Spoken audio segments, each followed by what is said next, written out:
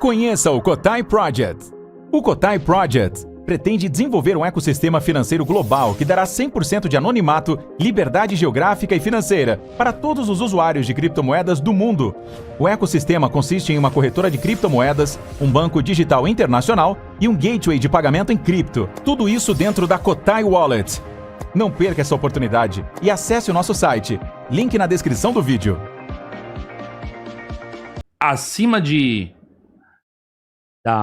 da ideia da criação, certo? Vem também a ideia do livre-arbítrio. Que ele deu isso ao homem. Quer responder, professor? Quer responder? Eu quero que você fale. Eu vim aqui querendo... Ó, o pessoal falou, o chileno não fala nada, só fica ouvindo. Eu falei, ótimo, vou porque eu tava louco pra ver esse debate, mas não aconteceu, infelizmente. Mas se você falam biblicamente, vamos pra Bíblia agora. Livre-arbítrio, que livre-arbítrio que o ser humano teve? Não existe livre-arbítrio. Vamos falar de Adão e Eva, que livre-arbítrio tiveram? Você sabe o que significa livre-arbítrio no português? Vamos esquecer a Bíblia. Livre-arbítrio é arbitrar livremente. Eu dei um exemplo outro dia, o pessoal me xingou, mas é exatamente isso. Vamos supor que meus filhos vão para uma festa de aniversário. Sábado agora tem uma festinha deles. Eu mando eles tomar banho, como eles são pequenos ainda, e eu falar para eles escolher uma roupa bonita, eles vão pegar a roupa de futebol que jogou futebol o dia inteiro. Então eu mando eles tomar banho, coloco 2 camisas em cima da cama. Falo, ó, tem uma amarela e uma vermelha.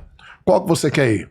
Aí ele escolhe e vai pra festinha. Isso é livre-arbítrio. Eu dei opções pra ele e ele escolheu o que ele quis e não teve nenhum ônus, nem nada. Agora eu falo pra ele assim, tem uma vermelha e tem uma amarela. Mas se você puser a vermelha, eu vou te dar uma surra de cinta que você vai ficar 3 dias na cama. Que livre-arbítrio é esse?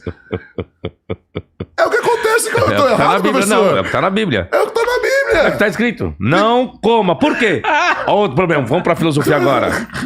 Filosofia no aspecto bíblico consigo. Não coma. Por quê? O dia que tu comer, certamente morrerás. Ai, Adão. Deus, o que é a morte? Para que eu faça uso da palavra morte, necessariamente ela teria que existir. Aí eu pergunto, então, de que forma a morte veio a existir? Entende agora? Então, biblicamente, eu consigo lidar com a filosofia, mas usando o texto bíblico, mas não criando pensamentos conforme muitos criaram. Mas é isso que eu tô te falando. Por isso que eu queria muito que eu participasse do professor Sabino, por causa disso. Porque o que me deixou, o que começou a me levar a questionamentos, foram inclusive a Bíblia. Por exemplo, por que no cristianismo duvidar de Deus é pecado? O que eu penso? Quem tem medo da dúvida? A verdade ou a mentira? A mentira. A mentira? A gente tá quantas horas aqui? A mentira. Se bater a polícia aqui agora e falar assim, ó, faz 20 minutos assaltado uma loja ali, vocês vão ter tudo pra delegacia, que vocês todos são suspeitos. Sabe o que a gente vai falar? Beleza, vamos aí. Tem câmera, nada, tem tudo, tem o prédio, tem entrada, a gente não tem medo. Agora, se foi a gente que assaltou, não passa nem pensamento. Puta, pegaram a gente. Então, por que é? Porque se Deus fosse realmente, se ele quisesse que as pessoas se salvassem, se a gente tá sob a benignidade merecida de Cristo, que todos se salvam realmente, ele se faria conhecer. Que Paulo mudou isso. Porque Paulo mudou. Paulo tira Deus da história. Mas quem cria o cristianismo é Paulo. Não, eu falo isso, as pessoas brigam comigo. Se em teu coração creres que Jesus Cristo ressuscitou do morto e confessá-lo, será salvo. Agora Paulo coloca que é Jesus a salvação. Não é mais o Deus do Antigo Testamento, não é mais o Deus dele, Paulo. Paulo que seguiu o Torá. Não. O Paulo que foi fariseu? Não. Agora é aquilo que ele instituiu como regra, padrão de fé e prática. É Jesus. Então tá. É ele que modifica tudo. Foram esses questionamentos que me fizeram ir estudar outras religiões, me fizeram ir estudar mais filosofia.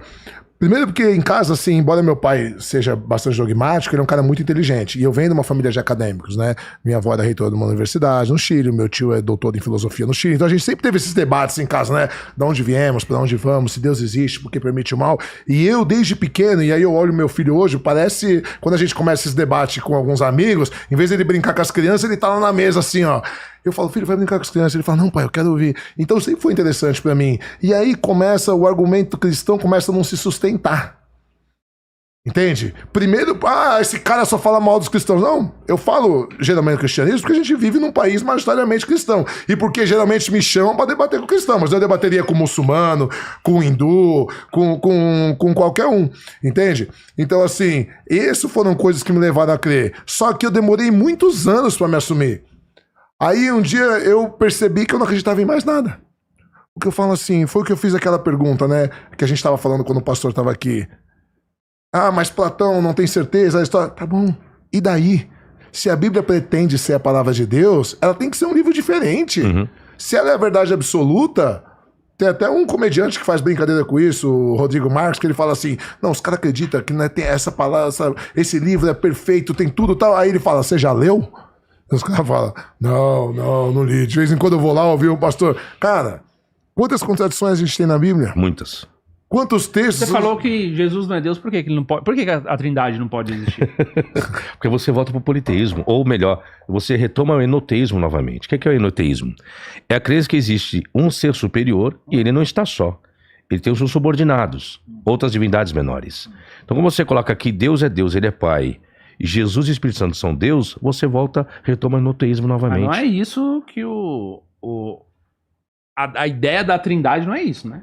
Não, a ideia da Trindade são três pessoas distintas contendo a mesma essência. Sim. Isso é a Trindade. Ó, pessoas distintas contendo a mesma essência. Só que existe um soberano. Quem é o soberano? É o Pai. O Pai é o soberano. Jesus é subordinado, o Espírito Santo é subordinado a ele. Isso é enoteísmo. Aí você volta ao período patriarcal, que era isso. O período patriarcal é enoteísta. E aí, Abraão era e o enoteísta. próprio Jesus fala, e aí por isso que eu falo, dentro do próprio cristianismo tem 3.880 interpretações diferentes. Vão ter religiões cristãs que não acreditam na Trindade, porque Jesus fala sobre aquela hora, só o Pai sabe, nem o Filho sabe, porque o Pai me enviou e o Pai é maior do que eu. Eles explicam, melhor dizendo, né? A doutrina explica que quando ele fala isso, se está falando da parte humana de Jesus, porque o Jesus, mas se tudo ele tem Deus... a parte divina e a natureza humana. Sim, mas se ele é Deus nas três instâncias, ele tem que saber nas três Teve um instâncias. problema? Quando ele diz isso, ele não está falando do... Não, vamos colocar do aqui, lado humano de Jesus. Vamos colocar dessa porta. Agora tem Afinal outro de contas, problema. Jesus encarnou. Sim. Por isso que a Trindade diz que é a mesma essência, só que um é o Pai, o Deus encarnado é o Filho, certo? E a continuidade do Filho que ensinará toda a verdade é o Espírito Santo. Ok, um probleminha. Vamos lá? Espírito Santo é Deus também, não é isso? Ok. É. Aí tem um problema. Se são três pessoas distintas contendo a mesma essência, por que a blasfêmia só contra o Espírito Santo não pode ser perdoada? Contra o Pai e o Filho pode. Não é a mesma essência? O que não pode para um não pode para os demais. Então por que só contra o Espírito Santo não há de ser perdoado e contra o Pai e o Filho vai? Mas o pecado contra o Espírito Santo é você se fechar à graça. Você não entendeu? Não é a mesma divindade, não é a mesma essência? O que não pode para um não pode para os demais. É a mesma essência. Sim, mas vamos lá. A questão do pecado contra o Espírito Santo. Vai lá com o seu achismo, que eu tô gostando. Tô vai lá. indo com o meu achismo mesmo. Vai lá com o seu achismo, vai lá. Não, mas são dúvidas. Mas são boas. Vai lá. São dúvidas que as Então, pessoas vamos lá. têm. E sim, mas o pecado contra o Espírito Santo é um pecado que não é perdoado no E sentido... qual é o pecado contra o Espírito Santo que não há perdão? Então, no sentido de que você se fecha totalmente à graça. Não, tá errado. Porque você não aceita o Fora de sacrifício contexto. do Não. filho e Aí você inventou, pelo amor de Deus. Deixa eu terminar. Fora de contexto. E a questão do desejo do Pai de salvar a humanidade. Não. Mas se- Deixa eu explicar isso aqui rapidinho. Isso é a vamos lá. doutrina falando. Não, foi ensinar errado. Dentro do contexto, ensinar errado. Por isso que eu gosto da Bíblia, ensinar errado. Vou explicar certo. O contexto da blasfêmia contra o Espírito Santo está na expulsação de demônios. Esse é o contexto. Estavam dizendo que Jesus estava expulsando demônio pelo poder de Beelzebu. Aí vem essa fala de Jesus. Então o que viria a ser a blasfêmia contra o Espírito Santo? É xingá-lo? Não. É alguém estar fazendo uso do exorcismo, você estando ciente e consciente que aquela pessoa está sendo usada por Deus para expulsar aquele demônio e você a fazer a atribuição da expulsação do demônio ao poder de Satanás e não ao poder do Espírito Santo de Jesus. Isso é blasfêmia contra o Espírito Santo. Esse é o contexto. E todo mundo ensina tudo errado por aí. Aí você fala, você não pode duvidar da profecia, que aquela pessoa está sendo usada pelo Espírito Santo. Você não pode duvidar disso, que aquele é o poder. Não. Não, mas peraí. Blasfêmia. Profecia é Não, diferente. não, seu... A questão da profecia. Uma coisa são os profetas do Velho Testamento. Não, você não entendeu meu raciocínio. Eu tô falando que as pessoas dizem que você não pode julgar um profeta que está sendo usado pelo Espírito Santo. Aí Miguel. você pode blasfemar. Não.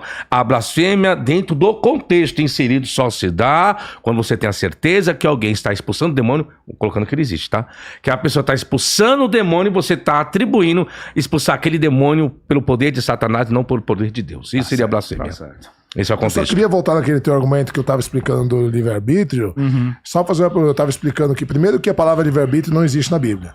Segundo, que o próprio conceito que a Bíblia inteira coloca, em hora nenhuma, ela diz que você pode escolher o que você quer. Então não existe livre-arbítrio. E terceiro, e o livre-arbítrio da criança?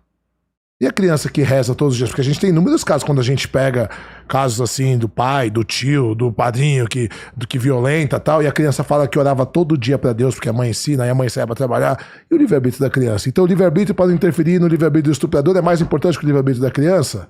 Que Deus de amor é esse? Mas isso mostra que a gente tá falando enquanto humanidade. Sim, mas e cadê Deus? A questão é Você essa. quer uma intervenção direta. Mas a história inteira da Bíblia ele interviu, por exemplo, Jonas vai pra Nínive pecar, ele tá com medo? Não, foi pro outro lado. Ele fez o mar quase bater, Abriu a baleia, tal. peixe engoliu ele 3 dias debaixo d'água. Adão quis comer o negócio, tal.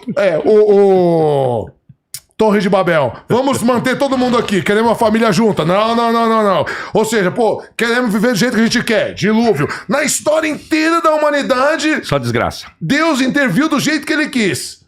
Certo? Aí pra salvar uma criança de estupro, não pode. Mas, por exemplo, na questão do dilúvio, ele fala que ele manda o dilúvio porque a iniquidade tomou conta da humanidade. Mas não é livre-arbítrio. Então, Sem volto a dizer, livre-arbítrio, ele faz o que eu quero. Antes disso, ele deu a oportunidade de cada um tomar seu rumo. Mas então não é livre-arbítrio, é isso que você não tá entendendo. Se é livre-arbítrio, eu faço o que eu quero. Se tem punição, se tem morte, ou seja, não esperou nem morrer. Que o pessoal fala, não, vai pro inferno. Não, dessa vez ele não esperou nem morrer. Sodoma e Gomorra. Mas Sodoma Aí e a Gomorra, o esposa pessoal de não tava lá fazendo a mesma coisa que... Então, aí Deus matou. Cadê o livre-arbítrio? A esposa de Ló, ela não era fiel? Porque se ela estava sendo salva, é porque ela era fiel. Ela não pôde nem olhar para trás. Uma vida jogada fora. Ela olhou para trás, estátua de sal. Aí Deus, ético do jeito que é, permite que as filhas de Ló embebedem ele e transem com o pai. Né? As 2 filhas vão e transam com o pai. No dia uma noite, outro dia outra. Nossa, que livro ético pra caramba. Deus, não tem lógica. O livre-arbítrio não se sustenta logicamente. Entende? E aí, outra questão. Eu vou levantar as questões aqui que as pessoas fazem pra mim. Não, mas Deus vai julgar depois, vai matar. Você tem filho? Não. Não. Você não tem filho. Mas se você vê um cara, eu tenho 110 quilos, fui lutador de boxe, de MMA e sou faixa preta de jiu-jitsu. Se você vê eu arrastando uma menininha de 3 anos pro mato pra estuprar, você deixa? Não. Não. Se você tiver que se arrebentar comigo, você não se arrebenta? Claro. E nem é sua filha. Tá. É uma filha de um desconhecido, é uma criança. Entendi. Se você, e aí eu vou entrar em Jesus, se vós, quem de vós, vosso filho te dá um pão e lhe dá uma serpente, ou lhe pede um peixe e lhe dá um escorpião, se até vós que sois iníquos sabeis dar boas dádivas, quanto mais vosso Deus dos céus. Isso é... Tô errado, professor? Não. Jesus falando. Sim. Ou seja, se você que é um cara, um ser humano, que é pecador, que não sei o que, Jesus falou que Deus interfere para dar boas dádivas, você não deixaria eu estuprar uma criança? Por que Deus fica assistindo para julgar lá na frente? Não, lá na frente eu mando ele pro inferno. Qual que é a lógica? Mas a lógica é essa que eu te falei. Por exemplo, a humanidade, que tem o seu lado demoníaco, ruim, vil, pecador e tudo mais, ela também tem a contraposição do outro lado. Sim. E aí, a essas pessoas desse lado, cabem a criar formas, mecanismos e cuidar que essas questões não aconteçam e, se acontecer, intervir. Mas aí você tá Porque é o fazendo, dever do cristão. você tá falando sobre ética secular, que é o que eu defendo. Deus não tem nada a ver com isso.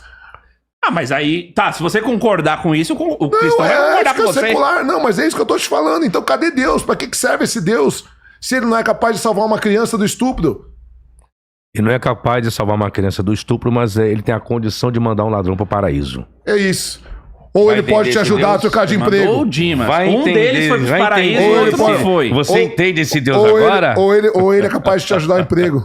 A te arrumar emprego. E digo mais, sabe o que Deus fez aí? ele Sabe o que Então Jesus ele não fez? pode ajudar uma criança. Jesus quebrou a lei da semeadura. A lei da semeadura não existe, viu? Esqueça isso. Também não existe. Você entende como é ilógico? Se a gente passa sobre o crivo da lógica, por isso que eu falo, não debato fé. Você tá botando as maldades do mundo que o ser humano faz na conta de Deus. Sim, mas se tudo que é bom é na conta dele, é Logo, que é imoral. ruim, teria Por que que ser o também. ruim não? O ruim é culpa do ser humano, é do livre-arbítrio, é de Satanás. É que o seguinte. Por que se Deixa a eu vida explicar. inteira ele interviu? Peraí. Deixa eu explicar. É porque você não conhece da Bíblia. Agora eu sou apresentador, É porque viu? você não conhece da Viu, Bíblia. gente? Não, Eu não. sou apresentador Olha e só. isso aqui são os 2 debatedores, Tá tá? bom. A lei mosaica. Tá. Você conhece a lei mosaica? Isso.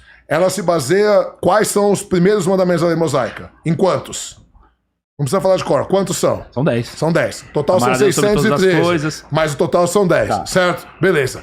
Quando Deus acabou de salvar o povo do Egito, tinha acabado de salvar o povo do Egito. Vamos entrar dentro da apologética cristã, que também não existe prova arqueológica nenhuma de que os judeus ficaram cativos no Egito. Tem até... Não tem. Pronto. Não existe. Não existe? Não. Academicamente já é certeza. Não existe. Nunca. Não existe uma citação dos egípcios. Perguntar pro Rodrigo Silva. Pode... Esse eu quero... Pode trazer. Enfim, vamos voltar lá. Tinha acabado de salvar. Eles ficaram, teoricamente, segundo a Bíblia, 400 anos cativos. Me corrija se eu estiver errado, professor. Segundo Atos 430, segundo Certo, outro Atos beleza. Eles estão 400. lá no Ok, tem deserto. divergência. Deus salvou. Aquele povo viu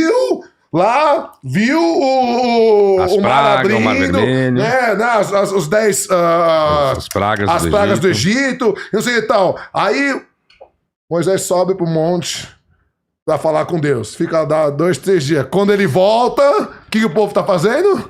Estátua. Adorando outro Deus. É. Aí o que Moisés faz? Quebra, vira pra Josué e fala o quê? Dá pra todo mundo pra beber e comer. Mata agora. todo mundo. Não, minto. Primeiro, Deus queria matar. Aí Moisés vai intervir. Não, senhor, não faça isso não. Não mata o povo escolhido, qual o senhor escolheu. O que dirão depois? Não, não faz isso não. Aí da meia hora Moisés, cada um vem à tribo de Levi, desembanha a espada e sai matando todo mundo. É isso. Entende como não tem lógica? E aí você fala, cadê livre-arbítrio? Cadê? Se era um Deus tão poderoso que acabou de salvar eles, cadê? E eles adoravam outros deuses.